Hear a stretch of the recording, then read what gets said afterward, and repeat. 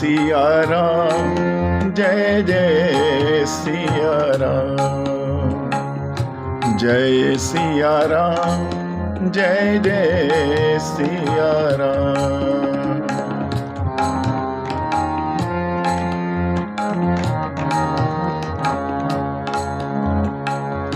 जय सिया राम, जय जय सिया राम,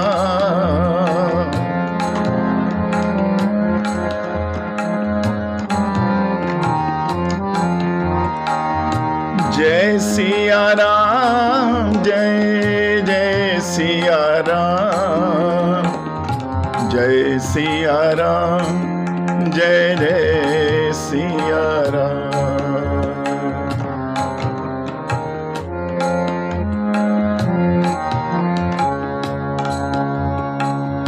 जय सिया राम, जय जय सिया राम,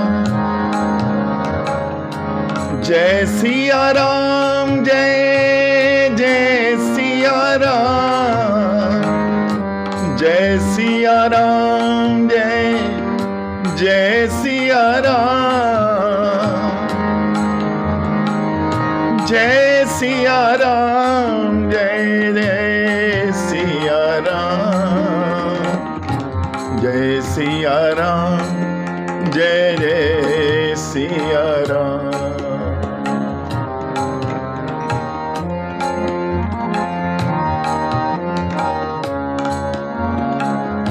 अशरण शरण दया के धाम,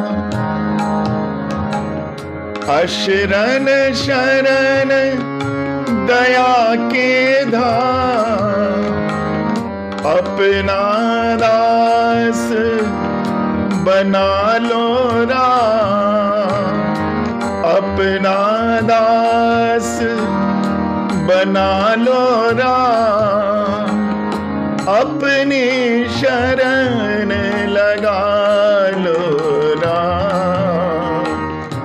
जय सिया राम, जय जय सिया राम,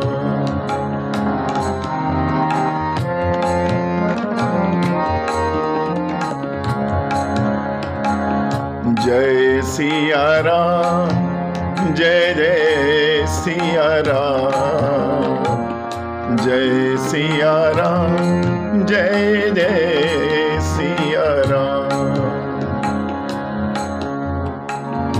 चारों ओर निराशा हो जब, शेष न कोई आशा हो जब, तब तुम बोलो यही ना, तब तुम बोलो यही ना। जय सिया राम, जय जय सिया राम, जय सिया राम, जय जय सिया राम, जय सिया राम, जय जय सिया राम।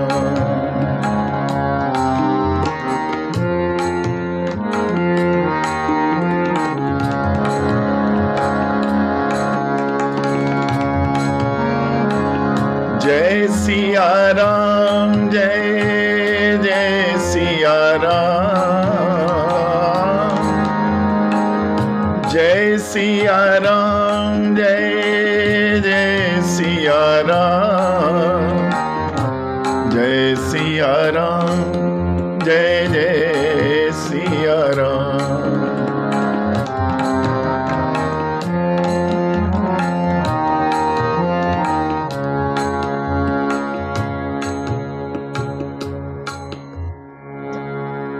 बोले सियावर रामचंद्र भगवान की जय। वृंदावन बिहारी लाल की जय। जय जय श्री राधे, जय जय श्री राधे।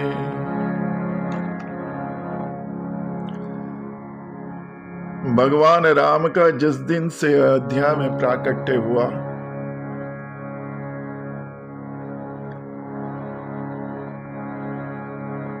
सभी देवताओं का वहां जमावड़ा लगा हुआ है। सभी देवता भिन्न भिन्न रूप रखकर वहां पर आ रहे हैं।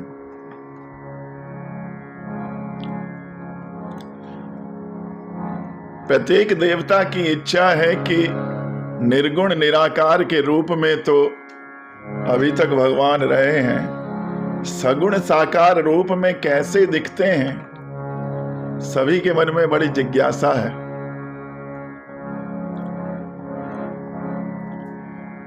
भगवान राम के जन्मोत्सव में सूर्य भगवान इतने मगन हो गए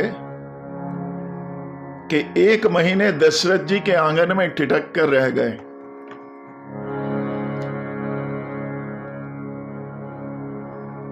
भगवान की छवि को निहारते निहारते आगे बढ़ना ही भूल गए।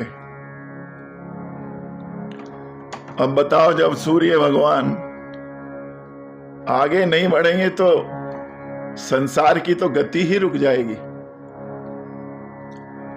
संपूर्ण प्रक्रिया रुक गई। ना रात हुई, ना चंद्रमा निकला, और चंद्रमा भी वेटिंग लिस्ट में खड़े हैं।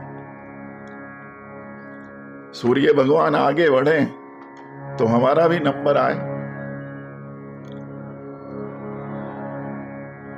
तुलसीदास लिखते हैं, मास दिवस कर दिवस भा, मरम न जानई को,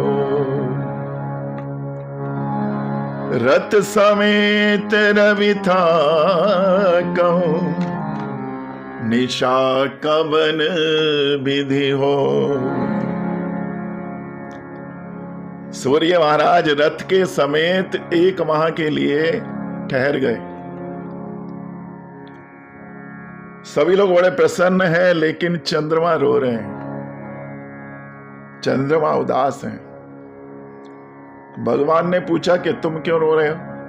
सभी लोग तो उत्सव मना रहे हैं। चंद्रमा बोले, प्रभु एक तो आप इनके वंश में आए, तो हमें इस बात का दुख है कि हमारे वंश में नहीं आए,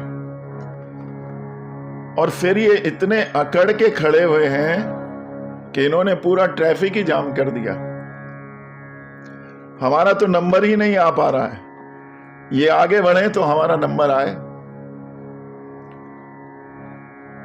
भगवान ने कहा, तुम रो मत, इस बार हम इनके वंश में आए हैं तो अगली बार तुम्हारे वंश में आएंगे, और तुम्हारे ही काल में आएंगे। जैसे इस भगवान सूर्य वंश में आए हैं, 12 बजे दिन के आए हैं, तो जब तुम्हारे वंश में आए तो रात्रि के 12 बजे आएंगे। सूर्य महाराज 1 महीना रुके हैं, तो आप 6 महीने रुकना, और जितनी कसर है पूरी कर लेना। चंद्रमा प्रसन्न हो गए, लेकिन चंद्रमा प्रभु से बोला, प्रभु ये तो ठीक है, लेकिन न जाने कब आपका अगला अवतार होगा, कब आप आएंगे।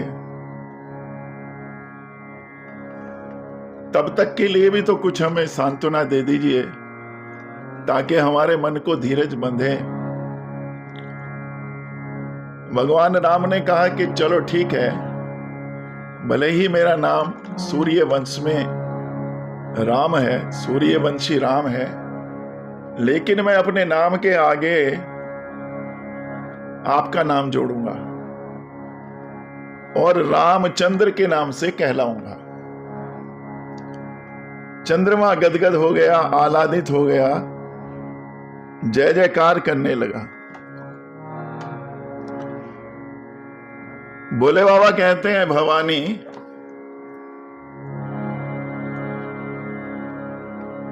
मैंने भी एक चोरी की,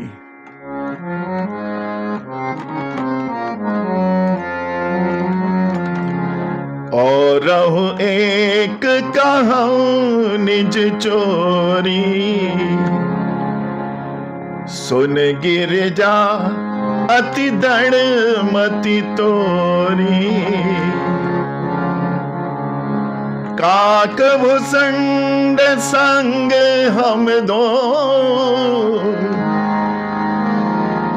काक भुसंड संग हम दो,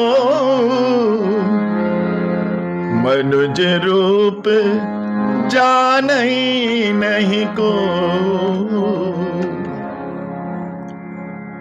भगवान भोले बाबा कहते हैं, पार्वती मैंने भी चोरी की। अच्छा भोले बाबा, आपने क्या चोरी की? कि मैंने चोरी की कि जैसे अन्य देवता रूप बदल बदल कर जा रहे थे, मैंने भी काक भुसुंडी को साथ लिया और हम भी मनुष्य का रूप रखकर अयोध्या धाम पहुंच गए। मैं ज्योतिषी बन गया और काक भुसुंडी चेला बन गया।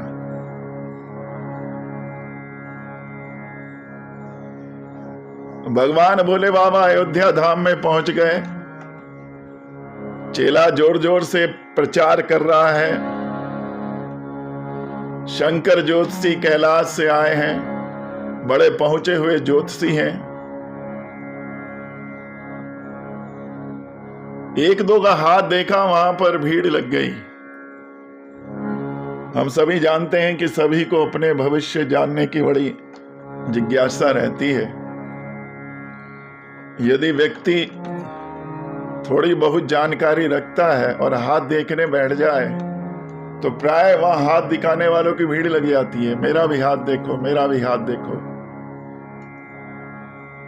और भोले बाबा तो त्रिकालदर्शी हैं, जिसका भी हाथ पकड़ते हैं भूत भविष्य वर्तमान तीनों बता देते हैं।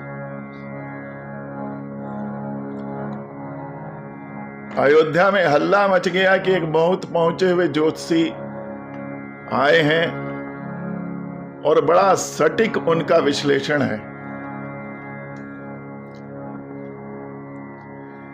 वास्तव में तो भोले बाबा का मंतव्य राजमहल में जाकर प्रभु के दर्शन करना था और इसी माध्यम से वो महल में संदेश पहुंचाना चाह रहे थे और अपने उद्देश्य में कामयाब भी हो गए। एक दासी जो महल में कार्य करती थी, जाकर उसने मैया को बताया, मैया काशी से एक बहुत पहुंचे हुए ज्योतिषी बाहर आए हैं, आप भी राम लला का हाथ उनको दिखा लीजिए। मैया ने ज्योतिषी को अंदर बुलवा लिया। दरवाजे पर भोले बाबा खड़े हैं, काक भुसुंडी खड़े हैं। दासी ने आके दरबान को कहा कि इनको अंदर आने दो। दरबान ने भोले बाबा को अंदर जाने दिया और काक भुसुंडी जी को वहीं रोक दिया। अब भोले बाबा ने सोचा कि चलो हमारा तो काम बना, अब चेले का नहीं बना तो नहीं सही। लेकिन काक भुसुंडी ने कहा, बाबा हम सारी पोल पट्टी खोल देंगे, या तो हमें भी साथ ले लो। अब भोले बाबा ने अपनी झोली से चश्मा निकाला और चश्मा लगाकर बोले, भैया हमारी नजर कमजोर हो गई है, रेखा देखने का काम तो ये हमारा चेला ही करता है, तो यदि आप इसको अंदर नहीं आने दोगे तो हम ठीक से रेखा नहीं देख पाएंगे। रेखा देखकर ये बताता है और उसका फलादेश हम बताते हैं। दासी ने दरबान से कहा कि दोनों को अंदर आने दो और भोले बाबा और काक भुसुंडी पहुंच गए दशरथ जी के महल में। बाबा को आसन पर बैठाया,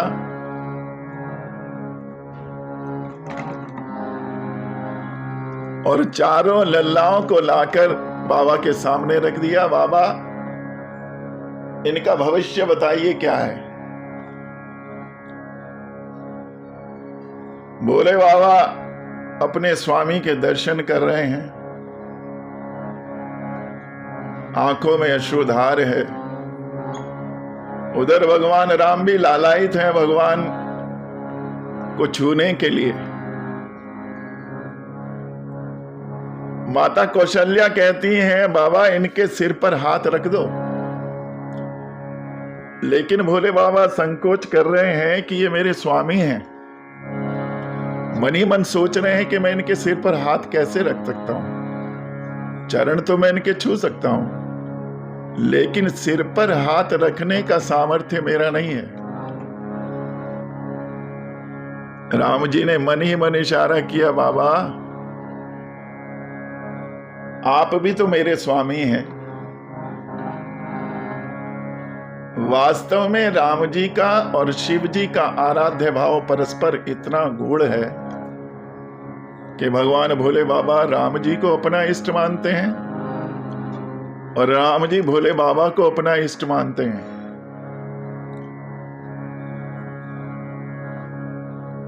रामेश्वर के बारे में जब राम जी से पूछा तो राम जी कहते हैं, रामस्य ईश्वर सह रामेश्वर।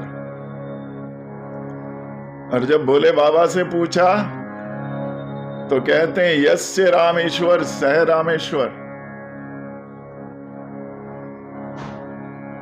जिसके राम ईश्वर हैं वो रामेश्वर है। और राम जी कहते हैं कि राम के ईश्वर रामेश्वर हैं, भोले बाबा हैं।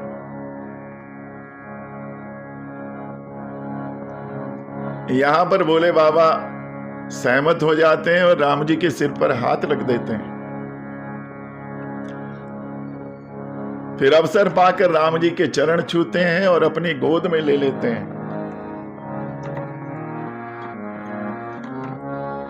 भोले बाबा सारा विस्तार से बताते हैं।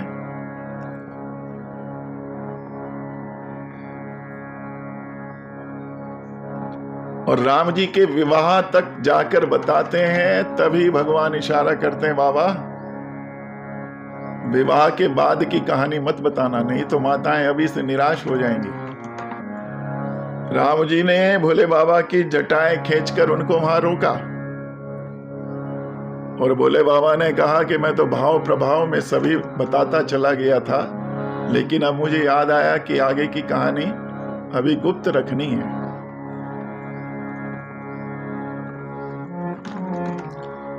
इस कथा को गोस्वामी ने गीतावली में बड़े वर्णन से लिखा है। अवध आज आगमी एक आयो, करतल निरख कहत गुण गायो।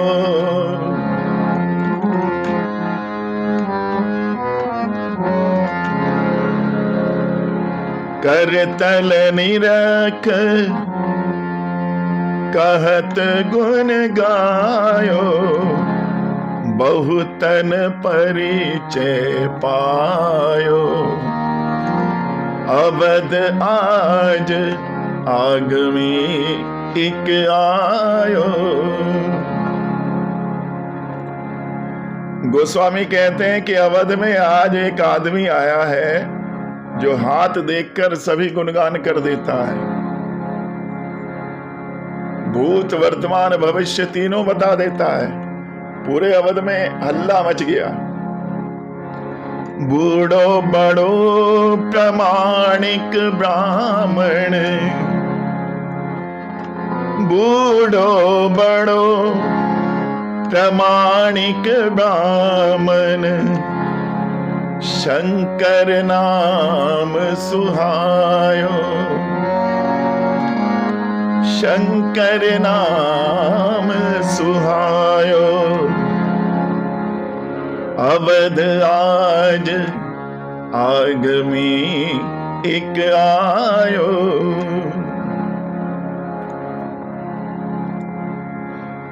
संग शिशु शिष्य सुनत कौशल्या, संग शिशु शिष्य सुनत कौशल्या भीतर भवन बुलायो, अवध आज आगमी एक आयो। उनके संग में एक शिष्य है, और जब माता कौशल्या ने सुना तो उन्हें अंदर बुलवा लिया। पाव पखार पूज दियो आसन, पाव पखार पूज दियो आसन, असन बसन पहिरायो, असन बसन पहिरायो, अवध आज आदमी एक आयो।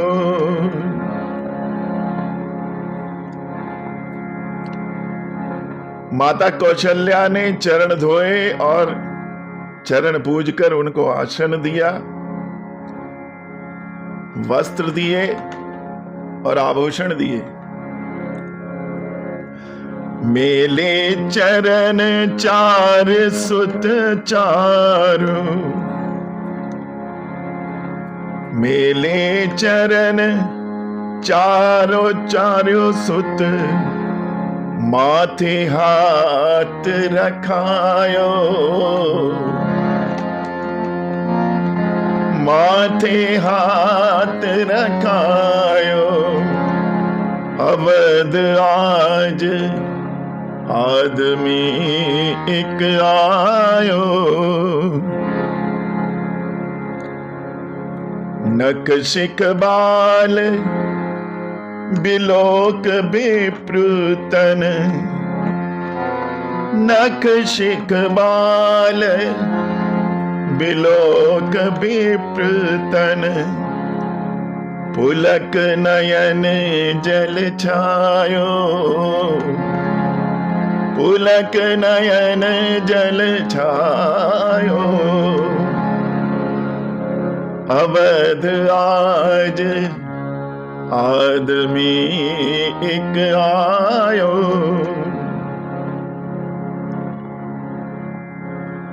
माता ने चारों सुतों को उनके सामने आसन पर लिटा दिया और सिर पर हाथ रखवाया। बाबा ने सिर से पैर तक उनके दर्शन किए और आंखों में जल भर गया। गोस्वामी कहते हैं, ले ले गोद कमल कर निरखत, ले ले गोद कमल कर निरखत, उर प्रमोद न अमायो, उर प्रमोद न अमायो, अवध आज आदमी एक आयो। गोद में लेकर भोले बाबा चरण देख रहे हैं, कर कमल देख रहे हैं और मन में अपार आनंद है।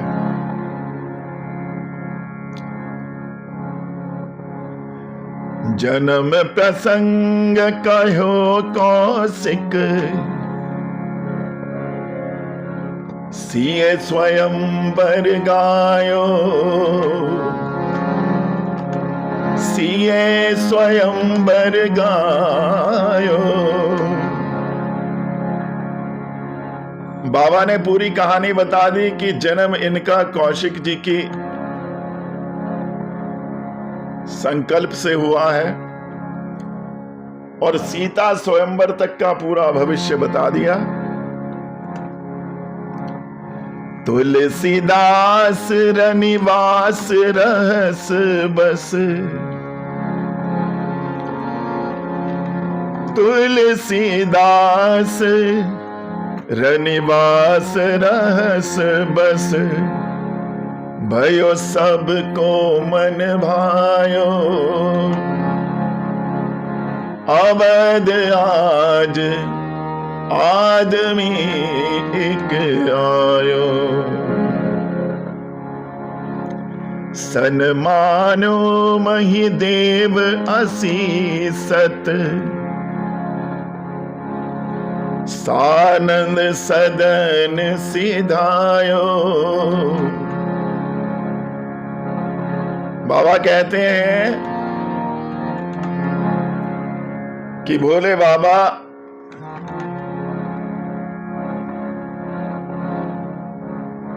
राजा दशरथ के महल से बड़े आनंदित होकर चले, भगवान के दर्शन पा लिए हैं, चेला भी कृतकृत्य हो गया और भोले बाबा अपनी मस्ती में गाते हुए चल रहे हैं। भोले बाबा प्रमुदित हैं, आह्लादित हैं।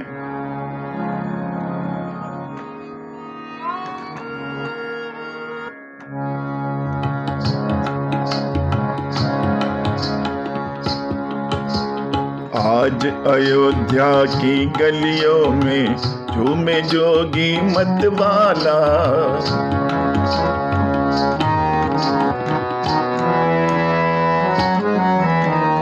आज अयोध्या की गलियों में झूमे जोगी मतवाला।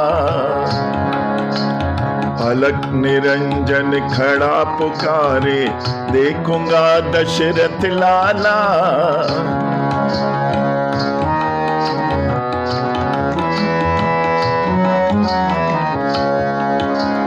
शैल शंगी लिए हाथ में और डमरू त्रिशूल लिए, शैल शंगी लिए हाथ में और डमरू त्रिशूल लिए। चमक छमा छम नाचे जोगी, दर्श की मन में चाह लिए। चमक छमा छम नाचे जोगी, दर्श की मन में चाह लिए। पग में घुंघरू छम छम बाजे, घर में घुंघरू छम छम बाजे, घर में जपते हैं माला। आज अयोध्या की गलियों में झूमे जोगी मतवाला।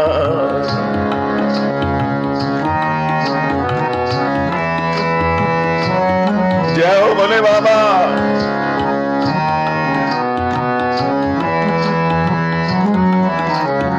अंग भभूत रमाए जोगी, बागंबर कट में सोहे। अंग भभूत रमाए जोगी, बागंबर कट में सोहे। जटा जूट में गंग विराजे, भक्तन के मन को मोहे। जटा जूट में गंग विराजे, भक्तन के मन को मोहे। मस्तक पर श्री चंद विराजे, गल में सर्पों की माला।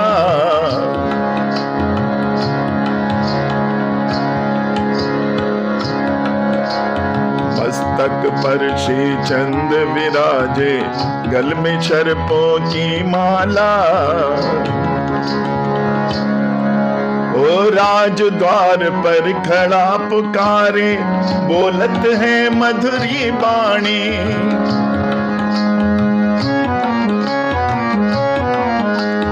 राज द्वार पर खड़ा पुकारे, बोलत है मधुरी बाणी। अपने सुत का दर्श दिखा दे, जोगी ने मन में ठानी।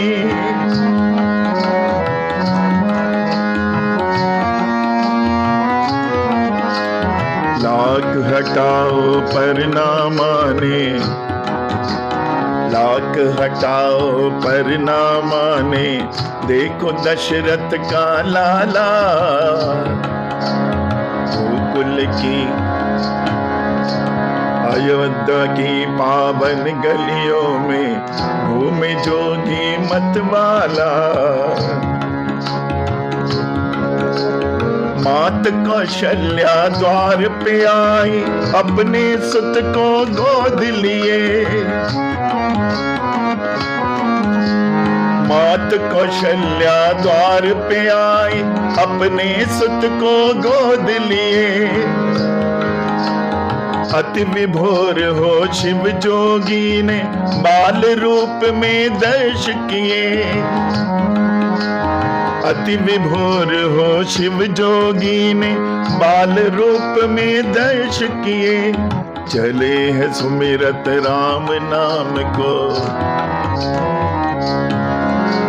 चले है सुमिरत नाम नाम को, कैलाशी काशी वाला। अयोध्या की पावन गलियों में झूमे जोगी मतवाला। ओम नमः शिवाय, ओम नमः शिवाय।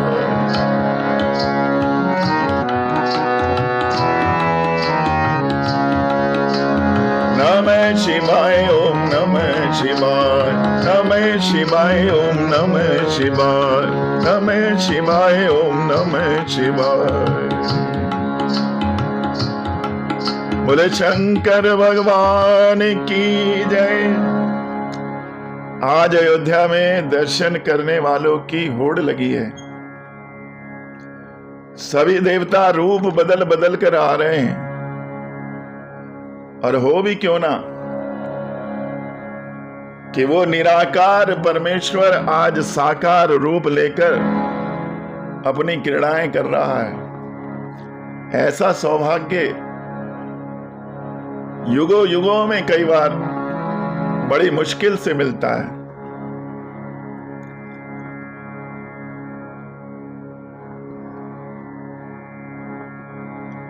राजा दशरथ वशिष्ठ जी से नामकरण का आग्रह करते हैं। वशिष्ठ जी ब्रह्मा जी के पुत्र हैं, और जब ब्रह्मा जी ने मानस पुत्रों को रचा, सनत सनंदन सनातन सनत कुमार को, तो उन्होंने संसार में पढ़ने से मना कर दिया और ब्रह्म आनंद की बात कही।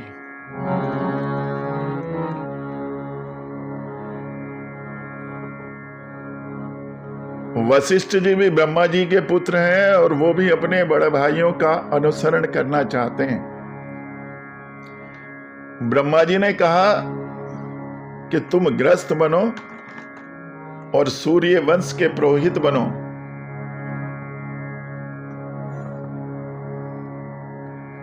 वशिष्ठ जी ने कहा, पिताश्री, पहली बात तो मैं गृहस्थ पसंद नहीं करता, और पुरोहित बनना तो मुझे बिल्कुल भी पसंद नहीं, क्योंकि पुरोहित का कर्म बड़ा खराब कर्म है। सभी लोग जानते हैं कि पुरोहित को जो लोग दक्षिणा के रूप में राशि देते हैं,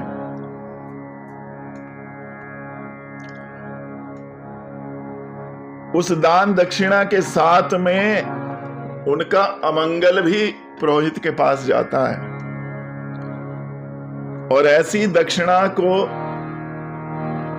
पचाना बड़ा ही मुश्किल होता है। इसलिए वशिष्ठ जी पुरोहित नहीं बनना चाहते हैं। लेकिन ब्रह्मा जी बताते हैं कि जिस ब्रह्मानंद के पीछे तुम्हारे भाई लोग भाग रहे हैं, वही ब्रह्म सगुण साकार बनकर सूर्य वंश में आएगा, और तुम्हारे बड़े भाग होंगे। तुम उनको सभी संस्कार उनके तुम कराओगे, तुम ही उन्हें शिक्षा दोगी, तुम ही उनका जनेऊ संस्कार करोगे, नामकरण करोगे।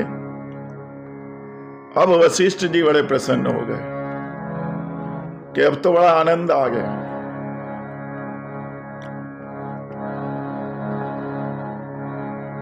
वशिष्ठ जी नामकरण कर रहे हैं, सबसे बड़े भगवान राम हैं।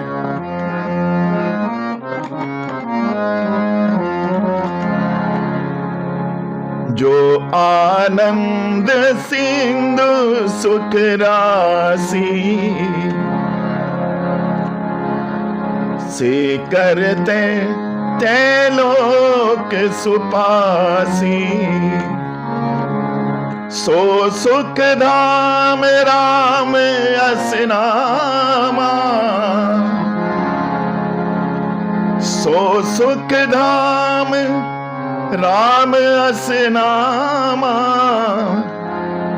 अखिल लोक दायक विश्रामा।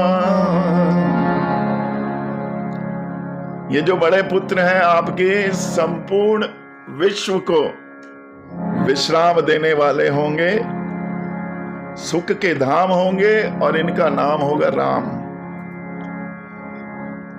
राम का अर्थ है जो समस्त योगियों के हृदय में रमण करता है, उसका नाम राम है। भरत जी का नंबर आया।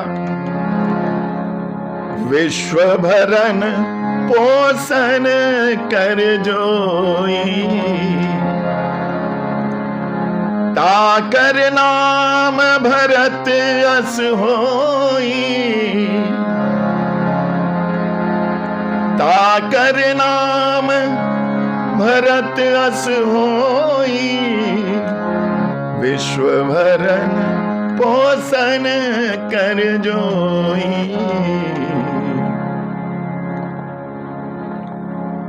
भरत जी संसार का भरण पोषण करेंगे। भरण पोषण किस चीज का करेंगे? देखिए, जो सांसारिक चीजें हैं, भौतिक चीजें हैं, उनके ऊपर उपयोगिता ह्रास नियम लगता है। अर्थशास्त्र का एक नियम है कि किसी चीज की जब हम उपयोगिता करते हैं तो धीरे धीरे उसका आनंद कम होने लगता है। उदाहरण के लिए, यदि हम खाना खाना शुरू करते हैं तो पहली चपाती में जो स्वाद आता है वो दूसरी में कम हो जाता है, तीसरी में दूसरी से कम हो जाता है, और जब आदमी का पेट भर जाता है तो फिर उपयोगिता माइनस में जाने लगती है। फिर उसको यदि खिलाएंगे तो खाएगा नहीं। लेकिन यह नियम प्रेम और आनंद पर लागू नहीं होता है। प्रेम आनंद जितना मिले उतना और पाने की इच्छा होती है, और जो सारे संसार को राम जी के प्रेम से लबालब भर दे वो भरत जी हैं। लेकिन एक विडंबना है कि भरत जी का कहीं भी मंदिर नजर नहीं आता। एक आप अपवाद देखने को मिल सकता है। लक्ष्मण जी तो हमेशा साथ रहते हैं, हर फोटो में भी लक्ष्मण जी, लेकिन भरत जी उनके साथ नहीं है। तो एक जिज्ञासु ने पूछा कि प्रभु ऐसा क्यों है? तो बाबा कहते हैं कि राम और भरत में कोई अंतर नहीं है, दोनों का स्वरूप एक ही है। और राम जी के हृदय में भरत जी रहते हैं और भरत जी के हृदय में राम जी रहते हैं, तो अलग से मंदिर बनाने की कभी आवश्यकता महसूस नहीं हुई।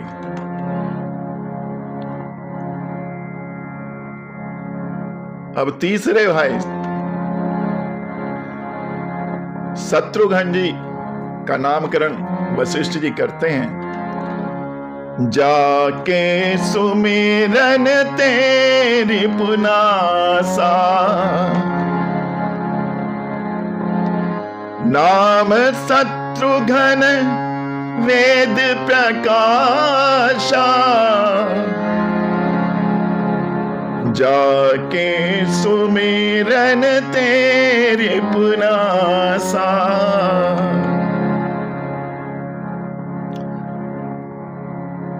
जिनके नाम मात्र से शत्रुओं का विनाश हो जाता है उनका नाम शत्रुघ्न। लेकिन विडंबना यह है कि ये किस शत्रु का वध करते हैं, किन शत्रु को मारते हैं। बाह्य रूप से तो पूरी रामायण में शत्रुघ्न के मुख से एक भी शब्द सुनने को नहीं मिलता है, तो इनका नाम शत्रुघ्न क्यों रखा? तुलसी बाबा कहते हैं कि ये अंदर के शत्रुओं को मानते हैं। काम, क्रोध, मद, मोह, लोभ के ये शत्रु हैं और इनके नाम लेने से इन शत्रुओं का स्वतः विनाश हो जाता है। अब वशिष्ठ जी ने लक्ष्मण जी का नामकरण किया। लक्षण धाम राम पिए, सकल जगत आधार। गुरु वशिष्ठ तेहि राखा, लक्ष्मण नाम उदार।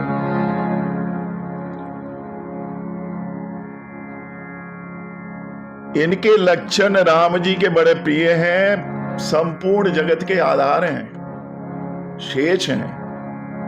इन्हीं के ऊपर पूरा संसार टिका हुआ है। इसलिए गुरु वशिष्ठ ने इनका नाम रखा लक्ष्मण। और इनकी विशेषता क्या है? रघुपति कीरत विमल पताका, दंड समान भयउ जस जाका। लक्ष्मण जी थोड़ा कैड़े स्वभाव के हैं, क्रोधी हैं।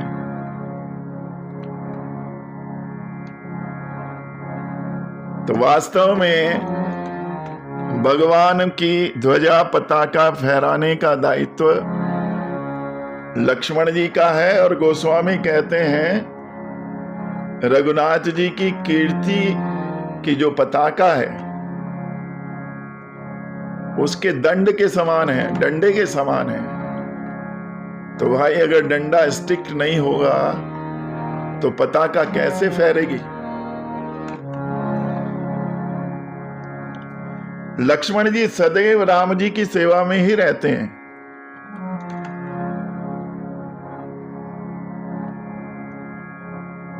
माता सुमित्रा को 2 भाग मिले थे, 2 पुत्र हुए। लक्ष्मण जी को राम जी की सेवा में लगा दिया और शत्रुघ्न को भरत जी की सेवा में लगा दिया। दोनों भाई अपने बड़े भाइयों की सेवा में रहते हैं। एक दिन माता कौशल्या ने राम जी को नहलाकर अच्छे से तैयार करके स्तनपान कराया, पालने में लिटा दिया और भगवान अर्धनिंदित अवस्था में आ गए। प्राय माताएं ऐसे अवसर का लाभ उठाती हैं जो उनके पेंडिंग काम होते हैं। तो जब बच्चा सोने लगता है तभी वो निपटाने का प्रयास करती हैं। माता कौशल्या ने सोचा तब तक मैं अपने ठाकुर जी की पूजा कर लूं, उनको भोग लगा दूं। जाकर भगवान के सामने आंख मूंद कर बैठ गई और भगवान को भोग लगाया। रंगनाथ जी के आगे हाथ जोड़कर बैठ गई। या विधि गोविंद भोग लगाए हो। माता कौशल्या पुकार रही हैं और जैसे ही आंखें खुली तो देखा क्या, राम जी भोग पा रहे हैं। मैया भौचक्की रह गई कि ये अभी पालने में इसको लिटाया था, ये यहां कैसे आ गया। दौड़कर पालने में गई, देखा राम जी आराम से लेटे हुए हैं, सो रहे हैं। कभी इधर आती हैं, कभी उधर जाती हैं, समझ में नहीं आ रहा कौशल्या माता के।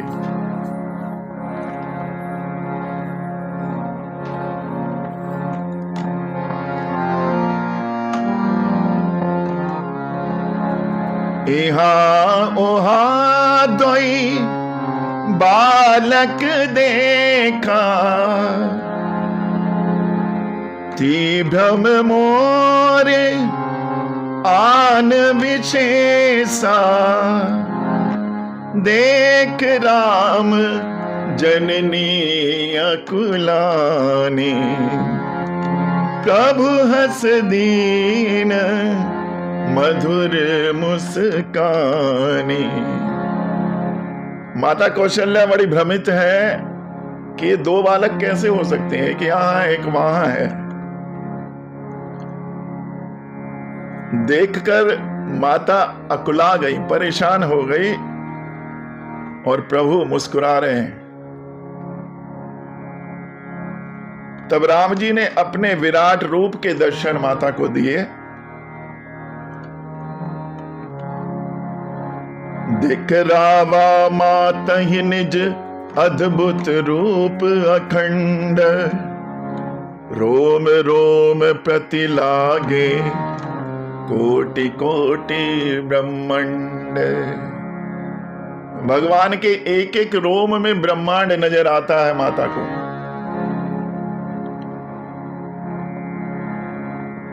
कन्हैया ने 2 बार अपना विराट रूप माता यशोदा का दिखाया। एक बार जब स्तनपान कर रहे थे और एक बार जब मिट्टी खाई। तो यशोदा ने कहा कि मुंह खोलो, मिट्टी दिखाओ। भगवान ने मुंह खोला तो विराट रूप के दर्शन हुए। लेकिन कौशल्या मैया ने एक ही बार विराट रूप देखा, लेकिन विराट रूप ऐसा अद्भुत था कि रोम रोम में भगवान का अखंड रूप दिख रहा था। माता कौशल्या ने हाथ जोड़ लिए।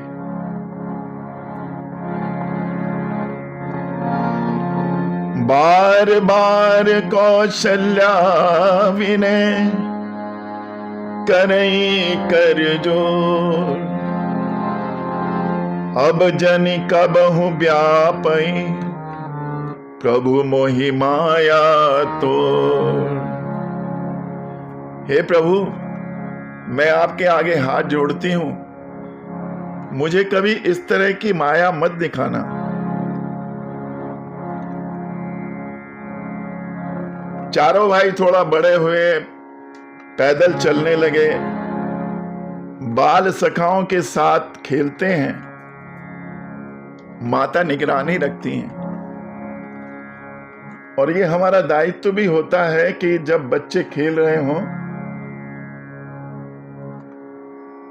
तो बड़ों के संरक्षण में उन्हें खिलाना चाहिए। भगवान राम ठुमक ठुमक कर चल रहे हैं। गोस्वामी ने उनके इस दृश्य का बड़ा सुंदर चित्रण किया है।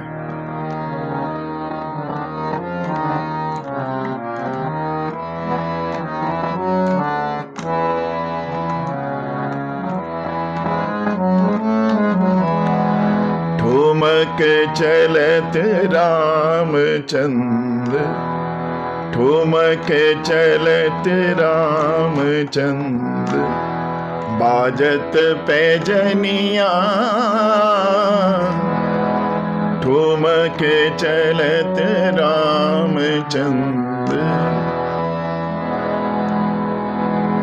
किलकिलाए उठत धाए, गिरत भूमि लटपटाए। किलकिलाए उठत धाए, गिरत भूमि लटपटाए। धाए मात गोद लेत, धाए मात गोद लेत, दशरथ की रनिया। ठुमक चलत रामचंद्र, बाजत पैजनिया। ठुमक चलत रामचंद्र।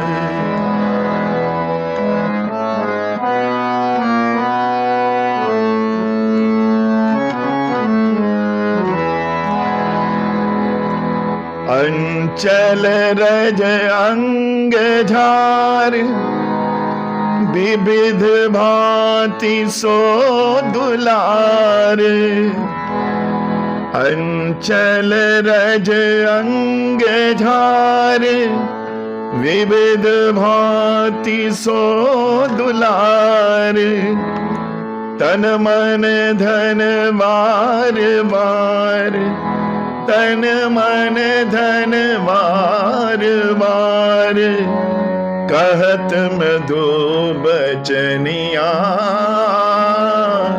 ठुमक चलत रामचंद्र, बाजत पैजनिया, ठुमक चलत रामचंद्र।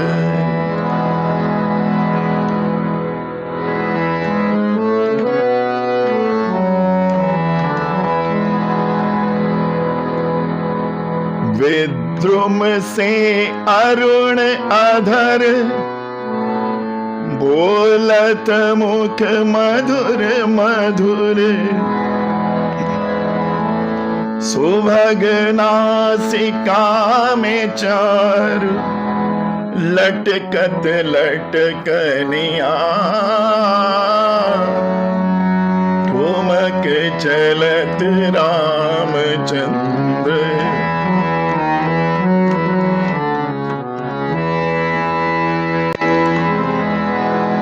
तुलसीदास अति आनंद, देख के मुखार विंद,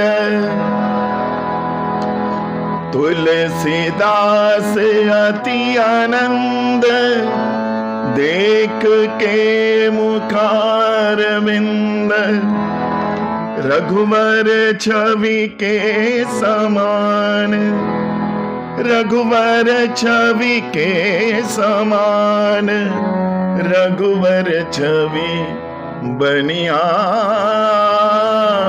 ठुमक चलत रामचंद्र, बाजत पैजनिया,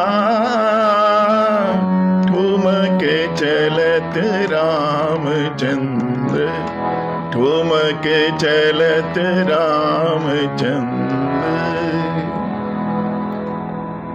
भगवान ठुमक ठुमक कर इधर से उधर दौड़ते हैं, इधर से उधर, उधर से इधर।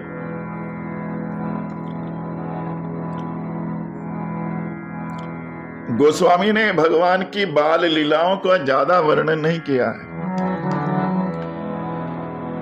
जबकि दक्षिण में कुछ कवियों ने जो रामायण लिखी है उसमें बड़ा विस्तार से भगवान की बाल लीलाएं लिखी हैं, लेकिन गोस्वामी ने ज्यादा विस्तार नहीं दिया।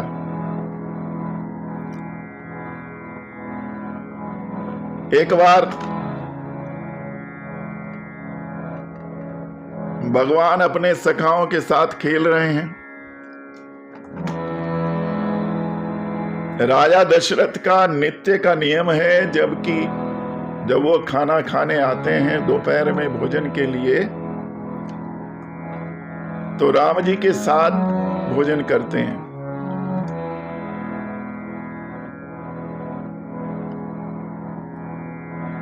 क्योंकि दशरथ जी ने जब मनु जी से वरदान मांगा था तो उनसे ये मांगा था कि मेरी प्रीत भगवान में ऐसी होनी चाहिए जैसे सर्प की मणि में होती है। और राजा दशरथ राम जी से अपार स्नेह रखते हैं, उनके बिना भोजन नहीं करते हैं। राजा दशरथ ने आवाज लगाई, बेटा राघव आओ भोजन करते हैं।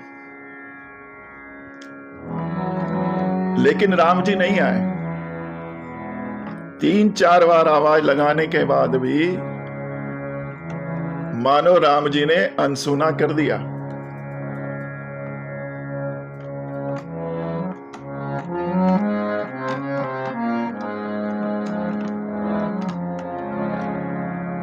तब दशरथ जी ने माता कौशल्या से कहा, देवी आप उनकी माता हो और बच्चे माता की ज्यादा सुनते हैं, तो आप ही बुलाओ। माता कौशल्या ने भी कई बार उनको बुलाया, लेकिन न जाने आज राघव को क्या हुआ, बार बार बुलाने के बाद भी नहीं आ रहे हैं।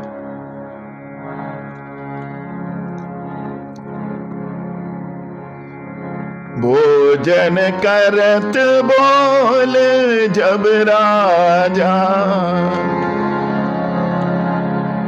नहीं आवत तज बाल समाजा। कौशल्या जब बोलन जाई, ठुमक ठुमक प्रभु चलहि पराई।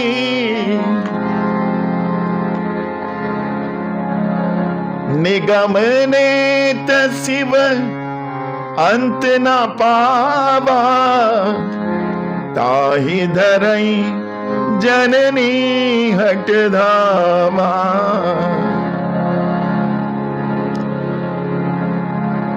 दूसर धूर भरे तनु आए, दूसर धूर भरे तनु आए। भूपत बिहस गोद बैठाए।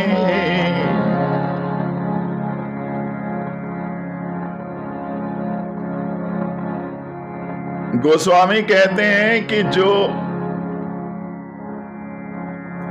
बड़े बड़े ऋषि मुनियों के बस में नहीं आते, कौशल्या माता ने पहले आवाज लगाई, जब आवाज नहीं सुनी तो जाकर जबरदस्ती पकड़ा और गोद में उठाकर ले आए। सभी वस्त्र धूल में सने हुए हैं, लेकिन राजा दशरथ ने बिहसी गोद बैठाए, हंसकर उनको गोद में बिठा लिया, कसकर अपने सीने से लगा लिया। एक हाथ से भोजन कर रहे हैं, एक हाथ से राम जी को कस के पकड़ रखा है, कहीं राम जी दौड़ ना जाएं। और बीच बीच में निवाला बनाकर राम जी के मुख में देते हैं, खिला रहे हैं। लेकिन तभी भगवान क्या करते हैं? भोजन करत चपल चित, इत उत अवसर पाए। भाज चले किलकत मुख, दधियोदन लपटाए। जब दशरथ जी की गोद में बैठे हैं तो निगाहें उनकी इधर उधर ही देख रही हैं। वास्तव में भगवान आज ऐसा क्यों कर रहे हैं? भगवान अपने सखाओं के साथ खेल रहे थे, और भगवान का स्वभाव इतना सहज है कि वो सोचते हैं कि जब सुबह से ये सखा मेरे साथ खेल रहे हैं, तो अब खाने के टाइम पे मेरे माता पिता केवल मुझको बुला रहे हैं, तो ये बात राम जी को अच्छी नहीं लगती है। और उन सखाओं में सबसे जो प्रिय उनका सखा है, जो भगवान के हमेशा पीछे पीछे रहता है, वो भक्त शिरोमणि काकभूषुंडी हैं। भगवान ने अवसर पाकर जैसे ही दशरथ जी ने एक हाथ से भोजन अपने मुंह में लेने का प्रयास किया, राम जी ने मुख में दही चावल भर लिए और अपने गाल पर भी लगाकर भाग लिए। किसी ने पूछा, प्रभु ये एक्स्ट्रा जो आप लाए हो मुंह में भरकर और गालों पे लगाकर, ये किस लिए? कहते हैं कि बाहर मेरा मित्र काकभूषुंडी खड़ा है, सुबह से भूखा है, राम जी ने उसको खिलाया। काकभूषुंडी जी गदगद हो गए। रामा अवतार में काकभूषुंडी भगवान की झूठन पर ही आश्रित रहते हैं, उनकी बाल लीलाएं देखते रहते हैं, प्रसन्न होते रहते हैं। भोले बाबा कहते हैं, भवानी भगवान राम के इस स्वभाव को जिसने पहचान लिया, वो उनको छोड़कर और किसी का भजन कभी नहीं करता। उमा राम स्वभाव जहि जाना, उमा राम स्वभाव जहि जाना, ताहि भजन तज भावना ना। उमा राम स्वभाव जहि जाना। भोले बाबा कहते हैं, देवी पार्वती, राम जी का स्वभाव इतना अच्छा है, इतना सरल है कि प्रत्येक प्राणी मात्र का वो स्वयं ख्याल रखते हैं। ऐसे राम जी के गुणगान हम क्यों ना करें, उनका सिमरन क्यों ना करें। बोले सियावर रामचंद्र भगवान की जय, वृंदावन बिहारी लाल की जय, पवन सुत हनुमान की जय, शंकर भगवान की जय। जय जय श्री राधे, जय जय श्री राधे।